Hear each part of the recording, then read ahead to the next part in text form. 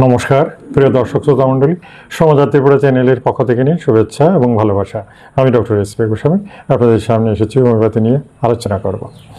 Homeopathy ঔষধ দিয়ে প্রায় সব রোগই ভালো করা যায়, কিন্তু সেটা অভিজ্ঞতার উপরে নির্ভর করবে। যেহেতু হোমিওপ্যাথি এমন একটা সাবজেক্ট যেখানে প্রায় প্রত্যেকটা রোগেরই ঔষধ আবিষ্কৃত হয়ে গেছে এবং নিত্য নতুন এখনও অনেক ধরনের ঔষধ ইনক্লুড করা হচ্ছে, যেগুলো সত্যি সত্যি খুব কার্যকরী। এটা নিয়ে রিসার্চ হচ্ছে এবং এটার যথেষ্ট প্রগ্রেস দেখা যাচ্ছে। হ্যাঁ, এমন একটা দিন আসতে পারে যখন রীতিমতো অ্যালোপ্যাথির সাথে একেবারে সিমিলার হয়ে যাবে হোমিওপ্যাথি। সেই দিনটা এগিয়ে আসছে।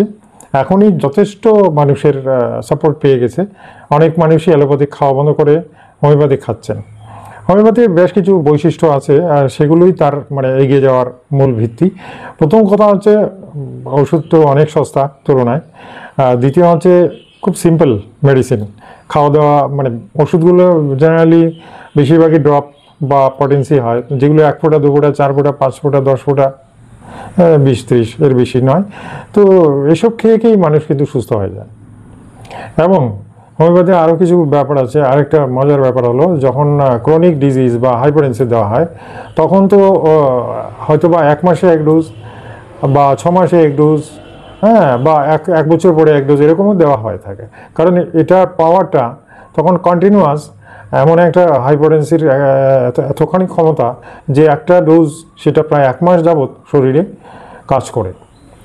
1 মাস পরে একটু স্তীমিত হলে দ্বিতীয় ডোজটা দেওয়া যেতে পারে, তার পটেন্সি বুঝে আর কি। যেমন 1M, 10M, 50M এরকম আছে, অনেক কিছু আছে, CMD এগুলো আছে। তো এইগুলো অভিজ্ঞ ডাক্তার ছাড়া প্রয়োগ করা সম্ভব হয় না, এবং সেই ডাক্তারিটা বেশ বেশ সাপোর্টেড ব্যাপার, যেটা আপনারা এটা ভাবতেই পারবেন না আর টাচও করতে পারবেন না অবশ্যই। কেন কি, এই ওষুধগুলো খুবই ডেঞ্জারাস এবং এগুলো না বুঝে খেলে একেবারে মারাত্মক অবস্থা হতে পারে। কারণ এগুলোর একেবারে সরাসরি অ্যাকশন অ্যালোপ্যাথির মতো, যেটার কারণে ওষুধগুলো না বুঝে দেওয়া যায় না। তিনি দিতে পারবেন যিনি একেবারে অভিজ্ঞতা সম্পন্ন ডাক্তার, এবং বলতে গেলে একেবারে বুঝেই দিতে হবে এক কথায়। যে কারণে মিলিসিমেল ট্রিটমেন্টে একটু রিস্ক থেকে যায়, মিলিসিমেলেই বেশি হাইপারটেনসি ইউজ করা হয়। তো এই ব্যাপারগুলো আপনাদের জানা দরকার। যারা হোমিওপ্যাথি নিয়ে চর্চা করেন বা আমার ভিডিওগুলো দেখেন, আপনারা হোমিওপ্যাথি সম্পর্কে বিস্তারিত জানতে গেলে বই পুস্তক পড়ুন, এবং এটা ট্রিটমেন্টটা কীভাবে হয়, কোন কোন রোগে কী ঔষধ, কী পটেন্সি, এগুলোও জানা দরকার। আমি তো হালকা মেডিসিন নিয়ে আলোচনা করি যা শেখার জন্যে, বেশি গভীরে আপনাদের নিয়ে যাব না, কেন কি ইউটিউব দর্শক হিসেবে এর বেশি আপনাদের এগিয়ে যাওয়ার উপায় নেই। সুতরাং যতখানি বোঝানো যায় এবং যতখানি সহজভাবে আমরা ইউটিউবে দিতে পারি সেইটুকুই বোঝানো হচ্ছে। আসুন, প্রত্যেক দিনই আমি নতুন নতুন রোগ নিয়ে আলোচনা করি, এবং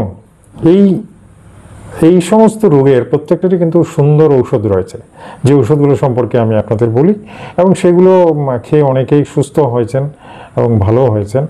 এবং আমি যে ঔষধ বলি একেবারেই পারফেক্ট বলবো, আমার সাথে অন্য ডাক্তারদেরও সহমত রয়েছে। এছাড়া বই পুস্তকেও একই ঔষধই বলা হয়ে থাকে, সুতরাং একদম পারফেক্ট মেডিসিনই হয়, যেটার কারণে কোনো সমস্যা নেই। এবং এই ওষুধগুলো খেতে শুধু একটাই সমস্যা, যে এটা হাইপারটেনসি টাচ করতে পারবেন না, এবং এগুলো নিয়ে খুব একটা নাড়াচাড়া করতে পারবেন না। অভিজ্ঞ ডাক্তারের শরণাপন্ন হয়েই চিকিৎসা নেওয়া দরকার। আজকে আমি যে রোগটা নিয়ে আলোচনা করব সেটাকে ইংরেজিতে বলে হাইপারটেনশন। আচ্ছা, হাই ব্লাড প্রেশার, উচ্চ রক্তচাপ। উচ্চ রক্তচাপ, এই যে প্রেশার এগুলো একেবারে কমন হয়ে গেছে। ম্যাক্সিমাম লোকের কিন্তু এখন প্রেশার, কোলেস্টেরল, সুগার এগুলো কমন। এখনকার দিনে আমি খুব কম লোকই দেখতে পাচ্ছি যারা কোনো না কোনো একটাতে ভুগছেন। যাদের সুগার আছে তার হয়তো প্রেশার নেই, আবার যার প্রেশার আছে তার হয়তো সুগার নেই, আবার দুটোই আছে, সুগারও আছে প্রেশার আছে, এরকম মানুষও আছে। খুব কম রেয়ার যারা হাইপারটেনশন নিয়ে ভোগেন, ল প্রেশার, ল ব্লাড প্রেশার নিয়ে ভোগেন, তাদের সমস্যা একটু বেশি হয়। যাই হোক, উচ্চ রক্তচাপে যেমন রিস্ক আছে তেমন কিছু সমস্যাও আছে, এবং সেগুলো আপনাদের জানা দরকার। প্রথম কথা হচ্ছে, রক্তচাপ কখন বাড়ে? রক্তচাপ তখনই বাড়ে যখন রক্তটা সঠিকভাবে শরীরে প্রবাহিত হতে পারে না, বাধা পায়। বুঝতে পারছেন তো? যত তার শক্তি প্রয়োগ করতে হবে, রক্তের চাপটা ততই বেড়ে যাবে। অর্থাৎ ব্লাড সার্কুলেশন প্রতি মুহূর্তে আমাদের সমস্ত শরীরে একেবারে দ্রুত গতিতে ব্লাডটা সার্কুলেট হচ্ছে, প্রবাহিত হচ্ছে। আর এই ব্লাড সার্কুলেশন হওয়ায় রক্ত হচ্ছে আয়রন, আর এই লোহার ঘর্ষণে বডিতে উত্তাপ সৃষ্টি হচ্ছে। একেবারে মাথার শিরা উপশিরা থেকে শুরু করে পায়ের পাতা অবধি, হার্টবিট, সমস্ত কিছুতে এই রক্ত সঞ্চালনের গতি, এটাই হচ্ছে মানব জীবনের সবচেয়ে যন্ত্র, যেটাকে বলা হয় অটোমেটিক যন্ত্র, যেটা অটোমেটিক হচ্ছে। আর এই রক্ত সঞ্চালনের জন্য যে মেশিনটা কাজ করে সেটা হচ্ছে হার্ট, ফুসফুস, লাংস, হার্ট। হার্ট শরীরে যে জমা রক্তটা আছে সেটাকে পাম্প করে, এরকম আপনারা নিশ্চয়ই দেখেছেন হার্টের ছবি, এরকম পাম্প করছে। এই পাম্পের শক্তি এত বেশি যে আপনারা ভাবতে পারবেন না যে এই হার্টের পাম্প দিয়ে একটা জিপ গাড়িকে শূন্যে তুলে নেওয়া যেতে পারে, এত তার শক্তি। বুঝতে পারছেন তো, এ তো মারাত্মক শক্তি এই পাম্পের। তো এমনিতে তো বুঝবার কোনো উপায় নেই, আসলে এটা শক্তি মাপতে গিয়ে দেখা গেছে এই এতখানি তার পাওয়ার। বুঝতে পারছেন তো, সমস্ত শরীরে নিয়তই এই হার্টটা পাম্প করছে এবং রক্তটা প্রবাহিত হচ্ছে। আর সেই রক্ত প্রবাহিত হওয়ার কারণে সমস্ত শরীরে আমাদের যে নার্ভগুলো সক্রিয় থাকছে, তার গ্রোথ রয়েছে এবং সমস্ত বডি ফাংশন যেগুলো সবগুলো ঠিকমতো হচ্ছে। যদি ব্লাড সার্কুলেট না হয় তাহলে মানুষের মৃত্যু হয় এবং তখন আর তার কিছুই থাকে না। সুতরাং মেইন তাহলে এইসব। এখন প্রশ্ন হচ্ছে উচ্চ রক্তচাপ কাদের হতে পারে? বেশিরভাগ ক্ষেত্রে দেখা গেছে মোটা মানুষ, তাদের খুব সহজে হয়ে যায়, কিন্তু মোটা মানুষদের খুব সহজে রক্তচাপটা হয়ে যায়। কেন কি, ওই যে নালি টালি এগুলো প্রায় বন্ধ হওয়ার মতো প্রোগ্রাম হয়, কোলেস্ট্রল ফ্যাট জমে সেগুলো প্রায় বন্ধ হয়ে যায়। তো রক্ত তখন চেপে এগুতে হয়, আর সেটার জন্য হার্টকে বেশি পাম্প করতে হয়, আর পাম্প করতে গিয়ে প্রেশারটা বেড়ে যায়, খুব জোরে পাম্প করতে হয়, হার্টের শক্তিটা বেশি প্রয়োগ করতে হয়। এই জন্য হার্টবিট বা স্টেথোস্কোপ অসকালটেশনে দেখা যায় খুব ধপধপ শব্দ হচ্ছে। বুঝতে পারছেন তো? যাই হোক, সবসময় যে হার্ট এরকম হয় তা নয়, অনেক সময় খাওয়া দাওয়ার ব্যতিক্রমে বা বিভিন্ন কারণে অনেক সময় হতে পারে। তো এটা হচ্ছে একটা কারণ। দ্বিতীয় হচ্ছে আপনি যদি ইরেগুলার হয়ে যান, অতিরিক্ত ধূমপান করেন, রাতে ঘুম কম হয়, এই সমস্ত কারণে ব্লাড প্রেশার বাড়তে পারে। ঠিক আছে, এছাড়া মানুষের অ্যাংজাইটি, দুশ্চিন্তা, টেনশন, এগুলো থেকেও প্রেশার তৈরি হয়।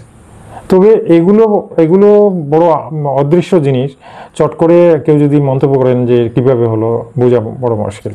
কিন্তু আদতে ভেতরে আমাদের বডির সমস্ত জিনিস কিন্তু খুব সেন্সিটিভ, সেন্সার লাগানো আছে সব জায়গাতে। সুতরাং দুঃখের খবর পেয়ে মানুষের দেখেছেন তো হঠাৎ করেই চেহারা পাল্টে যায়। অনেকের দুঃখের খবরে স্ট্রোক হয়, অনেকে ভয় পেয়ে স্ট্রোক হয়। এই সমস্ত কিছু কিন্তু আমাদের যে রেসপন্সিভ যে সেন্সরগুলো আছে সেই সেন্সরের কাজ এটাই বডিকে আগাম জানান দিই কখন কি করতে হবে, কখন কি বুঝতে হবে। বুঝতে পারছেন তো? এই গেল একটা ব্যাপার, হাইপারটেনশন। মহিলা বলুন পুরুষ বলুন সকলের ক্ষেত্রেই উচ্চ রক্তচাপ হতে পারে, তবে বেশিরভাগ ক্ষেত্রে একটু বেশি বয়সেই হতে দেখা গেছে। যুবক বয়সে ততটা হয় না। বয়স 40 থেকে শুরু করে 45, 50, 60, 70 এরকম বয়সে প্রেশার অটোমেটিক বাড়তে থাকবে এবং তখনই মানুষ ডাক্তারের শরণাপন্ন হয়। হার্টবিট বেড়ে গেলে যে সমস্যাগুলো দেখা যায়, রাত্রে ঘুম কম হবে এবং মুখ ধকধক করবে, চোখ ঝাপসা হবে, চোখে কম দেখা, যেহেতু রেটিনাতে প্রেশার পড়ে কনস্টিপেশন দেখা দেবে, খাওয়া দাওয়ার গোলমাল দেখা দেবে, মাথা ঘুরতে পারে, এই সমস্ত আছে। তারপরে সবচেয়ে বেশি রিস্কি যেটা, হাইপারটেনশন যদি বেশি দীর্ঘদিন থাকে, দীর্ঘদিন মনে করেন একটা লোক সহ্য করে চলছেন, মাথা গরম হয়, সবই ঠিক আছে, কিন্তু প্রেশার মাপেন না আর ওষুধও খান না। তো এভাবে মনে করেন 10-15 বছর চললো, তাহলে হঠাৎ একদিন দেখা গেল উনি হঠাৎ মাথা ঘুরে পড়ে গেছেন। তো চেক করে দেখা গেল, ডাক্তারবাবু বললেন KFT করান, কিডনি ফাংশনটা টেস্ট করান। কিডনি ফাংশন টেস্ট করে দেখা গেল ক্রিয়েটিন লেভেল বেড়ে 4-5 চলে গেছে, যেখানে 1 থাকার কথা। ওই তখনই কিন্তু বোঝা যায় যে কতখানি ভুল উনি করেছেন। কিডনি একবার ড্যামেজ হয়ে গেলে চট করে তাকে রিপেয়ার করা যায়, কিডনি ছোটো হয়ে গেলে বড় করা যায়, কিডনি ডাক্তাররা তাই বলেন। তাহলে কিডনি একবার ড্যামেজ হয়ে গেলে তো মৃত্যুর দূত একেবারে দোরগোড়ায়। অর্থাৎ কিনা বডিতে কিডনি ড্যামেজ আপনাকে দিনের পর দিন সমস্ত অর্গানগুলো কিডনি নষ্ট করে দেবে, কারণ দূষিত কোনো কিছুই কিডনি ফিল্টার করে বের করতে পারবে না। সমস্ত দূষিত জিনিসে ভরে যাবে দেহ এবং ধীরে ধীরে মৃত্যুমুখে পতিত হবে, অনিবার্য। ডায়ালিসিস অনেক কিছু করানো হয়, কিন্তু হলেও ওই বেশি দিন মানুষ বাঁচতে পারেন না, হয়তো লিমিটেড কয়েকটা বছর কাটাতে পারবেন, কিন্তু এরপরে শেষ। সুতরাং হাইপারটেনশন, উচ্চ রক্তচাপকে অবহেলা মোটেই করবেন না। আপনার যদি প্রেশার নর্মালও থাকে বা আপনি হয়তো কিছুই বুঝতে পারছেন সব ঠিক আছে, তাহলেও মাঝে মাঝে প্রেশারটা মাপবেন। প্রেশার মেপে দেখতে হবে, অন্তত জানতে হবে যে আপনার প্রেশার নর্মাল আছে কিনা, এটা কিন্তু আপনার জানতে হবে। এই জিনিসটা ভুল করবেন না। আজকে যেন আমার ভিডিও দেখছেন, আমি বলবো আজকে বিকেলেই গিয়ে আপনার প্রেশারটা আপনি মাপিয়ে নিন। লোকাল ফার্মেসিতে গেলে যারা ভালো প্রেশার মাপেন সঠিক, হ্যাঁ, স্পিগনোমিটারে সঠিক দেখায়, হ্যাঁ, বা মার্কারি বিপি মেশিনে সঠিক দেখাবে, এবং যিনি মাপতে জানেন, অনেকে আছে মাপতে জানেন না, আবার প্রেশার নিয়ে বসে আছেন, প্রেশার মেশিন নিয়ে। তো যিনি জানেন সঠিকভাবে লিখে দিতে বলবেন। প্রেশারটা মাপার পরে একদম যেন লিখে দেন প্রেশার নর্মাল স্টেজে 120/80, ডায়াস্টলিক সিস্টলিক এই দুটোতে 120/80, এই হচ্ছে নর্মাল। একেবারে যে কোনো এজেরই হোক, একেবারে যুবক থেকে শুরু করে বৃদ্ধ অবধি আমি বলবো এটা। অনেকের একটু দ্বিমত আছে, কেউ বলেন একটু বেশি হতে পারে, একটু কম হতে পারে, সে যাই হোক, এটা হচ্ছে একটা নর্মাল ব্যাপার। অর্থাৎ কিনা এর আগে পিছিয়ে একটু এদিক সেদিক হতে পারে, যেমন 80 জায়গায় 90 হতে পারে, 20 জায়গায় 30 হতে পারে, সেটাকেও আমরা নর্মাল বলে দেখি, ততটা মার্কেবল নয়। কিন্তু এর বাইরে যদি চলে যায় 140, 50, 60, তাহলে ভেরি রিস্কি। আর 80, 90, 200-তে গেলে তো আপনি মানে কি বলবো, আপনার কিডনি ড্যামেজ অলরেডি ডিক্লেয়ার।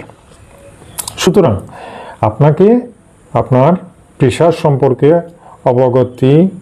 অবগত থাকতে হবে, বুঝতে পারছেন? আজকেই মেপে নিন এবং দেখুন আপনার প্রেশার নর্মাল আছে কিনা। যদি প্রেশার নর্মাল না থাকে, যদি বিপি হাই হয়, তাহলে কি করবে? আসুন, এই জন্যই ভিডিওটা দেওয়া হয়েছে। আজকে আমি এক এক করে বলছি, আমি হোমিও ডক্টর, আমি হোমিওপ্যাথিতে কি ওষুধ আছে সেটা বলবো। অ্যালোপ্যাথিতে তো অনেক কিছু আছে, প্রেশার ট্যাবলেট আছে জানেন তো, হ্যাঁ, কয়েকশো প্রেশারের ট্যাবলেট আছে বিভিন্ন নামে, বিভিন্ন, হ্যাঁ, অ্যামলোডোপিন থেকে শুরু করে, সিলাকার থেকে শুরু করে, লসাকার থেকে শুরু করে অনেক কিছু আছে। যিনি যেটা বুঝে, বডি কন্ডিশন বুঝে সেগুলো দিচ্ছেন, যার যেটা স্যুট করবে সেটাকে অ্যাডজাস্ট করতে হবে, বুঝতে পেরেছেন?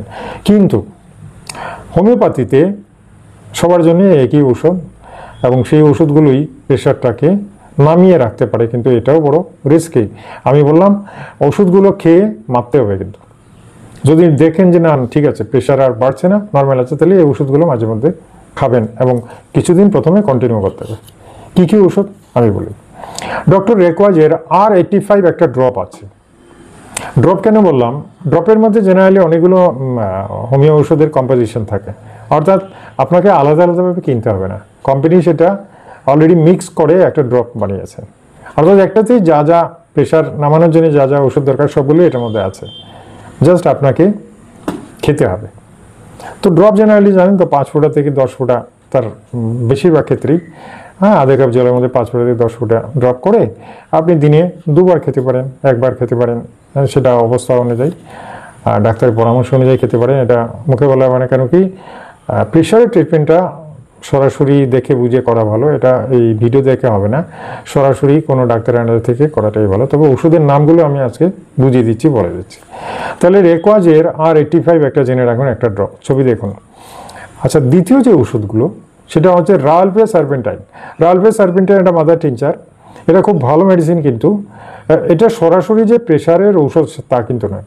এটা হার্টবিট নর্মাল রাখবে, টেনশন মুক্ত করবে, রাতে ঘুম ভালো হবে। আর রালফে সার্পেন্টাইনের সাথে পেসিফ্লুরা, হ্যাঁ, আরেকটা মেডিসিন আছে, পেসিফ্লুরা ইনকারেন্টা, এটা আরেকটা মেডিসিন আছে। এই দুটো ওষুধ যদি কেউ খায় তাহলে দেখা যায় যে তার ঘুমটাও ভালো হচ্ছে এবং টেনশন মুক্ত হয়ে ধীরে ধীরে ধীরে প্রেশারটা নর্মালে এসে যাচ্ছে, বুঝতে পারছেন তো?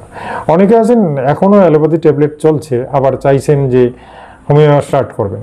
হ্যাঁ, দেখতে পারেন, কোনো অসুবিধা নেই, হ্যাঁ, দেখতে পারেন। কিন্তু একটা কথা মনে রাখবেন, 2-3 দিন খাওয়ার পরে আপনার যদি মাথা ভার লাগে বা আপনার রুটি ফিল করেন, তাহলে সাথে সাথে আপনি প্রেশারটা চেক করাবেন এবং দেখবেন যে প্রেশার মানে কম আছে কিনা। যদি দেখা যায় এইসব রয়্যাল ফ্যাটে খেয়েও কোনো কমছে না, তাহলে সেদিন কিন্তু আপনি এটা খেয়ে নেবেন, আপনার প্রেশার ট্যাবলেটটা খেয়ে নেবেন, কারণ প্রেশার বাড়তে দেওয়া যাবে না। এটা যারা কন্টিনিউয়াস খাচ্ছেন তারা বাড়তে দেওয়া যাবে না।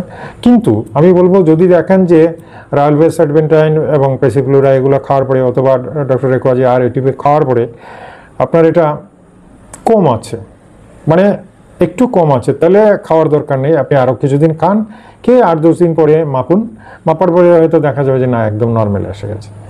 এবং যদি এসে যায় ভেরি গুড লাক, হোমিওপ্যাথি ওষুধ তো সেফ মেডিসিন, এতে আপনার শরীরে কোনো ঝক্কি আসবে না, কোনো কিডনি প্রবলেম হবে না, আপনি একদম বেস্ট অ্যান্ড বেস্ট একটা রেমেডি পেয়ে গেলেন, এবং এই ওষুধগুলো খেয়ে কিন্তু আপনি আপনার প্রেশারটাকে কন্ট্রোলে রাখতে পারেন। ঠিক আছে?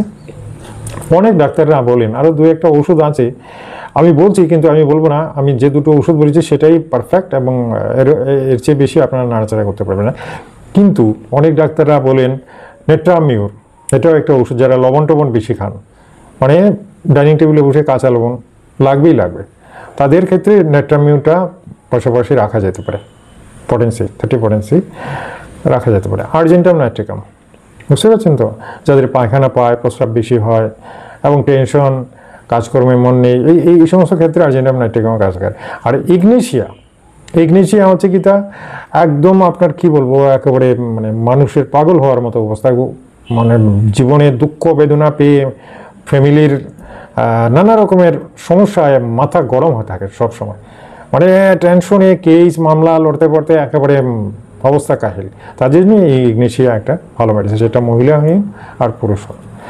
আর বেলেডোনা, কিছু কিছু মানুষ আছে দেখবেন রেগে একেবারে চোখ মুখ লাল, বেশিরভাগ ক্ষেত্রেই তার মানে প্রচণ্ড রাগ, সবসময় রাগ, চোখ মুখ প্রচণ্ড লাল হয়ে যায়, গালিগালাজ, এই যে একটা মেজাজ উটকো মেজাজ থাকে, তাদের ক্ষেত্রে বেলেডোনা একটা ওষুধ আছে, সেই বেলেডোনা ওষুধটা মেজাজটাকে শান্ত করতে পারে, রাগটা থামাতে পারে, চোখ মুখ লাল ভাবটা কমে যাবে।